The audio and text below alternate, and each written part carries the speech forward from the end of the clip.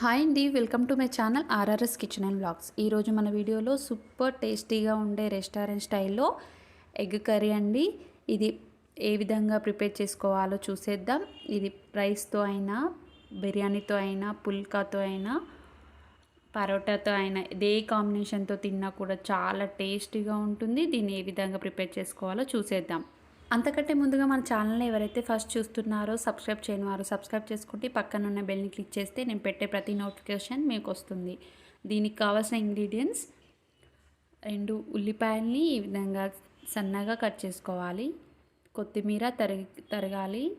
మెంతికూర, కొత్తిమీరని తరుముకొని కడిగి కట్ చేసుకొని పెట్టుకోండి.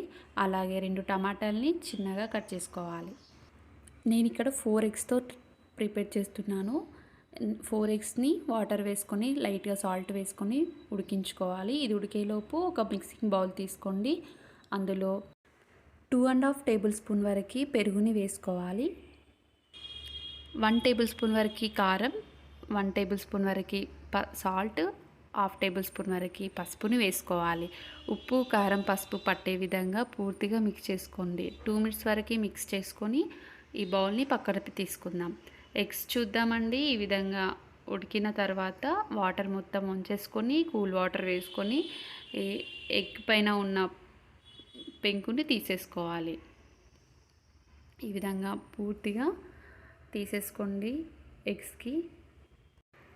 ఇలా పెంకు తీసుకున్న ఎగ్గుల్ని ఒక ప్లేట్లోకి తీసుకోవాలి. దీనిపైన ఘాట్లు పెట్టుకోండి.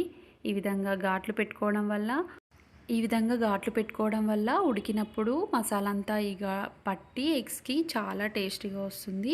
ఈ విధంగా ఘాట్లు పెట్టుకొని పక్కన పెట్టుకుందాం. స్టవ్ ఆన్ చేసి ఒక ప్యాన్ని పెట్టుకోవాలి.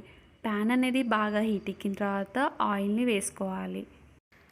3 టేబుల్ స్పూన్ వరకు ఆయిల్ని వేసుకోండి. ఆయిల్ అనేది బాగా హీట్ ఎక్కనివ్వండి. ఆయిల్ అనేది బాగా హీట్ ఎక్కింది కదండి. ఇందులో 1/2 టేబుల్ స్పూన్ వరకు పసుపు, అలాగే 1/2 టేబుల్ స్పూన్ వరకు కారం, 1/2 టేబుల్ స్పూన్ వరకు సాల్ట్ని వేసుకోవాలి. ముందుగా బాయిల్ చేసుకున్న ఎగ్స్ ఉన్నాయి కదండి, వాటిని ఇందులో వేసేసుకోవాలి. మంటని మీడియం ఫ్లేమ్లో పెట్టుకొని ఫ్రై చేసుకోండి. ఈ ఎగ్స్ని మరీ ఎక్కువగా ఫ్రై చేసుకోకండి, గట్టిగా అవుతాయి కాబట్టి నార్మల్గా లైట్గా కలర్ చేంజ్ అయితే సరిపోతుంది. ఈ విధంగా కలర్ చేంజ్ అయిన తర్వాత ఒక ప్లేట్లోకి తీసుకోవాలి. 1 టేబుల్ స్పూన్ వరకు ఆయిల్ని వేసుకోవాలి. ఆయిల్ అనేది బాగా హీట్ ఎక్కనివ్వండి. ఆయిల్ బాగా హీట్ ఎక్కిన తర్వాత యాలకులు, అలాగే మిరియాలు 2 వరకు వేసుకోవాలి. అలాగే మసాలా దినుసులు అన్నీ వేసుకోండి. బగారాకు, బెండపువ్వు, లవంగాలు వీటన్నింటినీ వేసుకోవాలి.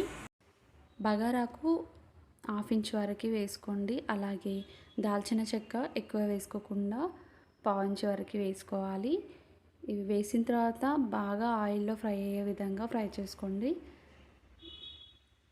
ఇలా ఫ్రై చేసుకున్న తర్వాత ముందుగా కట్ చేసి పెట్టుకున్న ఉల్లిపాయ ముక్కలు ఉన్నాయి కదండి, అవి వేసేసుకోవాలి. అలాగే మెంతికూరని వేసుకోండి. ఉల్లిపాయ ముక్కలు అనేటివి పచ్చివాసన పోయేంత వరకు బాగా ఫ్రై చేసుకోవాలి. ఈ విధంగా 1 మినిట్ వరకు బాగా ఫ్రై చేసుకోండి. ఇలా లైట్గా కలర్ చేంజ్ అవుతుంది. ఇలా కలర్ చేంజ్ అయిన తర్వాత అల్లం వెల్లుల్లి పేస్ట్ని 1/2 టేబుల్ స్పూన్ వరకు వేసుకోవాలి. ఇది కూడా పచ్చివాసన పోయేంత వరకు బాగా ఫ్రై చేసుకోవాలి. అల్లం వెల్లుల్లి పేస్ట్ అనేది బాగా వేగిన తర్వాత ఇందులో 1/2 టేబుల్ స్పూన్ వరకు పసుపుని వేసుకొని బాగా ఫ్రై చేసుకోండి. ఇవి ఫ్రై చేసుకున్న తర్వాత కట్ చేసి పెట్టుకున్న టమాటా ముక్కల్ని వేసుకోవాలి.